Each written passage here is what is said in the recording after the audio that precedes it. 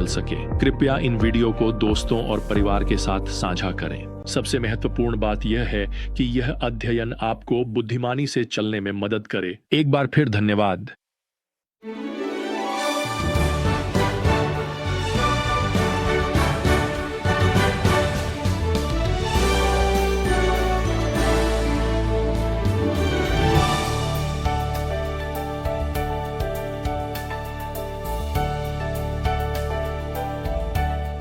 आपको अब तक किसी से मिली सबसे अच्छी सलाह क्या है? मैंने एक ईसाई लेखक को पढ़ा जिन्होंने यह बुद्धिमानी भरी बात लिखी, माफी मांगना पहले सीखो और फिर इसे बार बार करो। वाकई ये बहुत समझदारी भरे शब्द हैं।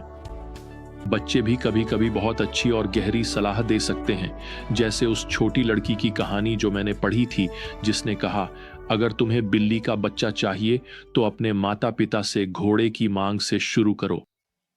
ये तो वाकई बहुत चालाकी भरी बात है। एक छोटे लड़के ने कहा, कभी भी ऐसी कोई चीज मत खाओ जो तुम्हारे सिर से बड़ी हो। अब मैं तो बस यही सोच सकता हूं कि उसने ये कैसे सीखा होगा।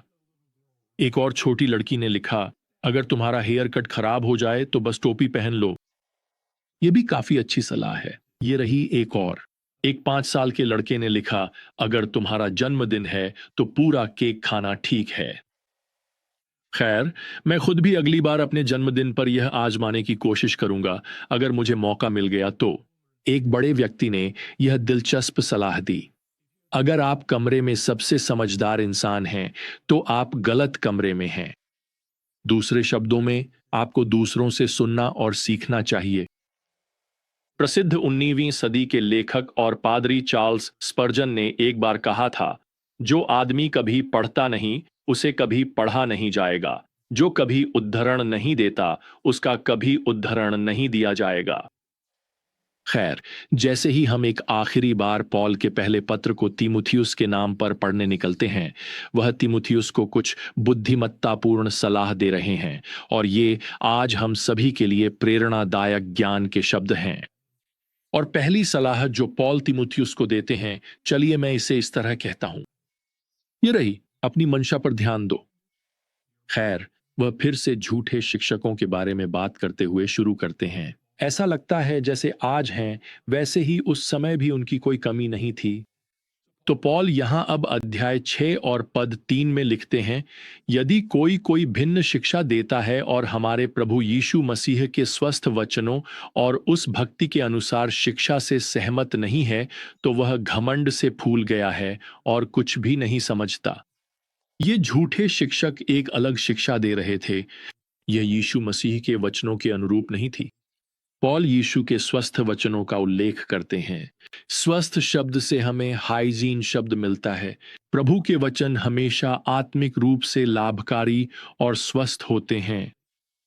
अब यहां पद 4 और 5 में पॉल झूठी शिक्षा देने वाले व्यक्ति के बारे में काफी स्पष्ट भाषा का प्रयोग करते हैं। वह लिखते हैं कि इस व्यक्ति में विवाद और शब्दों को लेकर झगड़े की अस्वस्थ लालसा होती है, और इससे केवल ईर्ष्या, फूट, निंदा, बुरी शंकाएं और लगातार कलह उत्पन्न होती है। वह यहां लिखते हैं, वे सोचते हैं कि भक्ति बहुत बड़ा लाभ पाने का साधन है। दूसरे शब्दों में, अगर आप भक्तिपूर्ण हैं तो आप अमीर हो जाएंगे। अब कुछ शिक्षकों ने यह प्रचारित किया कि यदि आप वास्तव में भक्तिपूर्ण हैं तो आप धनी बन जाएंगे, आपको बहुत लाभ मिलेगा। और आज भी झूठे शिक्षक यही बात सिखा रहे हैं। वे घमंड से प्रेरित होते हैं और वास्तव में लालच से भी, और उन्हें इस बात की परवाह नहीं होती कि उनकी शिक्षा से क्या असर पड़ता है, जब तक उनके अनुयायी उन्हें पैसे भेजते रहते हैं ताकि शिक्षक की जेबें भर सकें।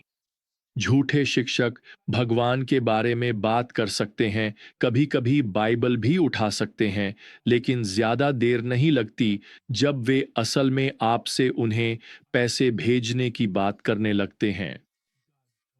मैंने एक आदमी को कहते सुना कि भगवान ने उससे कहा कि वह अपने अनुयायियों से $54,000 भेजने के लिए कहे, और बाद में पता चला कि उसके निजी हेलीकॉप्टर के ब्लेड बदलवाने के लिए इतने पैसे चाहिए थे। खैर, मैं तो उसे एक पैसा भी नहीं भेजूंगा, और मेरी नजर में वह बस से भी जा सकता है। तिमोथी को यहाँ छठे पद में याद दिलाया जाता है कि असली लाभ क्या है, जहां पौलुस कहता है भक्ति के साथ संतोष में बड़ा लाभ है। देखिए, पौलुस संतोष की तुलना लालच से कर रहा था। वह यहाँ 9वें पद में उन लोगों के बारे में लिखता है जो अमीर बनने की इच्छा रखते हैं। खैर, वे कभी संतुष्ट नहीं होते, चाहे वे कितने भी पैसे क्यों न जमा कर लें। पौलुस चेतावनी देता है कि वे गिर जाएंगे। वह यहाँ लिखता है, वे गिर जाएंगे प्रलोभन में, फंदे में और बहुत सी मूर्खतापूर्ण और हानिकारक इच्छाओं में, जो लोगों को विनाश और बर्बादी में डुबो देती हैं। मैं आपको बता दूं, यहाँ दी गई चेतावनी इससे अधिक गंभीर नहीं हो सकती थी। वास्तव में पौलुस इसे इन परिचित शब्दों में 10वें पद में संक्षेप में कहता है, धन का प्रेम सब प्रकार की बुराइयों की जड़ है। इसी लालसा के कारण कुछ लोग विश्वास से भटक गए हैं और उन्होंने अपने आप को बहुत सी पीड़ाओं से छलनी कर लिया है। अब गलत मत समझिए, पैसा बुराई की जड़ नहीं है। पौलुस लिखता है कि बुराइयों की जड़ धन का प्रेम है। तो आज आपको क्या प्रेरित करता है, प्रियजन? आज आप किससे प्रेम करते हैं? खैर, अगला ज्ञान का शब्द यहां परमेश्वर की आत्मा के द्वारा प्रेरित होकर प्रेरित पौलुस से इस तरह कहा जा सकता है, ये रहा। अपने चाल चलन पर ध्यान दो। वह यहां तिमुथियुस से 11वें पद में कहता है, धर्म, भक्ति, विश्वास, प्रेम, धैर्य और नम्रता का पीछा करो। ये मसीह सदृश गुण हैं जिनका शाश्वत मूल्य है, इसलिए ये परमेश्वर के गुणों की खोज करना आसान नहीं होगा। वास्तव में पौलुस इसे यहाँ 12वें पद में विश्वास की अच्छी लड़ाई कहता है। खैर, यूनानी शब्दावली सीधे खेल जगत से आती है और खेल प्रतियोगिताओं की ओर इशारा करती है। यह किसी खिलाड़ी के उस कष्टदायक प्रयास का चित्रण करती है जो वह प्रतियोगिता जीतने के लिए करता है। तो यह लड़ाई किस चीज में शामिल है? पौलुस यहाँ कहता है कि इसमें अनंत जीवन को थामे रहना शामिल है। अब इसका यह मतलब नहीं है, प्रियजनों, कि आपको उसे पाने के लिए सचमुच बहुत मेहनत करनी पड़ेगी या अनंत जीवन के लिए कड़ी मेहनत करनी होगी, जैसे कि यह कोई इनाम है जिसे आपको कमाना है। यह जीवन के अंत में मिलने वाला कोई इनाम नहीं है, क्योंकि आपके पास यह पहले से ही है। आपको बस इसे थामे रहना है और इसे जीना है, अपने दैनिक जीवन में इसके प्रकाश में जीना है। खैर, तीमुथियुस के मामले में पौलुस यहाँ उसके मसीह में किए गए अच्छे अंगीकार के बारे में लिखता है। आयत 12 कहती है, उसने बहुत से गवाहों के सामने अपना अच्छा अंगीकार किया। संभावना है कि यह उसके सार्वजनिक बपतिस्मा की ओर संकेत है, कुछ ऐसा जो मुझे आशा है कि आपने भी किया होगा, ताकि आप मसीह में अपने विश्वास की सार्वजनिक घोषणा कर सकें। प्रियजनों, बपतिस्मा कभी भी ऐसा कुछ नहीं था जिसे आपके माता पिता आपके लिए करें। नए नियम में यह हमेशा वही चीज है जो आप खुद करते हैं, यह घोषित करने के लिए कि आप यीशु मसीह में विश्वास में आ गए हैं। और ठीक वैसे ही जैसे अब तीमुथियुस ने किया, आप भी कई गवाहों के सामने सार्वजनिक रूप से इसका अंगीकार कर रहे हैं। अब आयत 13 और 14 में पौलुस तीमुथियुस को यह आदेश देता है कि आज्ञा को निष्कलंक और निंदा से मुक्त रखो। यहां आज्ञा से तात्पर्य उन सभी बातों से है जो पौलुस ने इस पत्र में सिखाई हैं, और यह, प्रियजनों, हमारे लिए एक अच्छा स्मरण है कि परमेश्वर का वचन सुझावों का संग्रह नहीं है या कोई प्यारी सलाहें नहीं हैं जो कभी कभी बच्चे हमें दे सकते हैं। नहीं, ये आज्ञाएं हैं, यह परमेश्वर का वचन है, यह प्रेरित सत्य है और हमें इन सिद्धांतों को अपने जीवन में लागू करना है। पौलुस तीमुथियुस को पद 13 में प्रभु यीशु की गवाही की याद दिलाते हैं, जब उन्होंने पीलातुस के सामने उत्तम अंगीकार किया था। फिर वे हमारे जीवन में चलने के तरीके पर ध्यान देने के लिए एक और प्रेरणा जोड़ते हैं। वह प्रेरणा यह है कि यीशु मसीह शीघ्र ही प्रकट होने वाले हैं और कलीसिया को उठा ले जाएंगे। यहाँ पद 14 में पौलुस इसे इस प्रकार वर्णित करते हैं, हमारे प्रभु यीशु मसीह का प्रकट होना। अब हम जानते हैं कि भविष्य में परमेश्वर पिता अंततः अपने पुत्र की महिमा को पूरी तरह प्रकट करेंगे। पद 15 और 16 संभवतः उस क्षण की ओर संकेत करते हैं जब प्रभु हमारे साथ क्लेश के बाद पृथ्वी पर अपना राज्य स्थापित करने के लिए लौटेंगे। और पौलुस उस क्षण का यहाँ वर्णन करते हैं जब मसीह की महिमा पूरी दुनिया के सामने प्रकट होगी, जब वह प्रकट होंगे।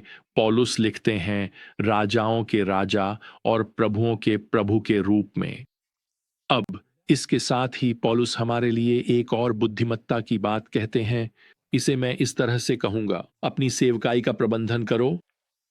अब उन्होंने अभी अभी तीमुथियुस को धन के प्रेम के बारे में चेतावनी दी है, और अब यहां पद 17 में वे तीमुथियुस से कहते हैं, जो लोग धनवान हैं उन्हें यह निर्देश दो कि वे अपनी आशा धन की अनिश्चितता पर न रखें। और फिर प्रियजनों, धन में कोई बुराई नहीं है। समस्या यह है कि धन अस्थायी है, धन अनिश्चित है, लेकिन सेवकाई का शाश्वत मूल्य है। धन बैंक खाते और ट्रस्ट फंड में जमा हो सकता है, लेकिन पौलुस ने हमें पहले ही पद 7 में याद दिलाया था कि देखो, हम इस संसार में कुछ भी लेकर नहीं आए थे, और जब हम घर जाएंगे तो सब कुछ यहीं छोड़कर जाएंगे। इसीलिए पौलुस यहां पद 18 में तीमुथियुस को याद दिलाता है कि उसकी पास्टरल सेवकाई का एक हिस्सा यह है कि जिनके पास धन है, अर्थात धनी लोगों को यह याद दिलाना कि वे, जैसा कि वह यहाँ लिखता है, भले कामों में धनी, उदार और बांटने के लिए तैयार रहें। अब प्रेरित पौलुस पद 20 में एक बैंकिंग शब्द का उपयोग करते जब वह इस पत्र को समाप्त लिखते हैं, उस जमा को सुरक्षित रखो जो तुम्हें सौंपा गया है। देखिए, वह तीमुथियुस से आग्रह कर रहे हैं कि वह उस चीज को मजबूती से थामे रहे जो उसे सौंपा गया है, और संदर्भ से स्पष्ट है कि वह उस स्वस्थ शिक्षा की बात कर रहे हैं जो लगातार हमलों के अधीन रहती है। वह कह रहे हैं, तीमुथियुस, सच्चाई से मत डगमगाओ, अपना समय अपवित्र बकवास और तुच्छ बातों, विरोधाभासों, मूर्खतापूर्ण चर्चाओं में मत गवाओ, जो अनंत जांच के सामने टिक नहीं पाएंगी। तो ये हैं पौलुस के बुद्धिमत्तापूर्ण शब्द तीमुथियुस के लिए, और आज तुम्हारे और मेरे लिए भी। अपनी सेवकाई को संभालो, लोगों में निवेश करो, अपने धार्मिक आचरण पर सावधानी पूर्वक ध्यान दो और अपने उद्देश्यों का ध्यान रखो, ताकि अंततः तुम्हारा जीवन उस दिशा में आगे बढ़े जो परमेश्वर की महिमा लाए। तो जब तक हम फिर से यात्रा शुरू न करें, प्रभु यीशु मसीह का अनुग्रह, परमेश्वर का प्रेम और पवित्र आत्मा की संगति आप सभी के साथ रहे।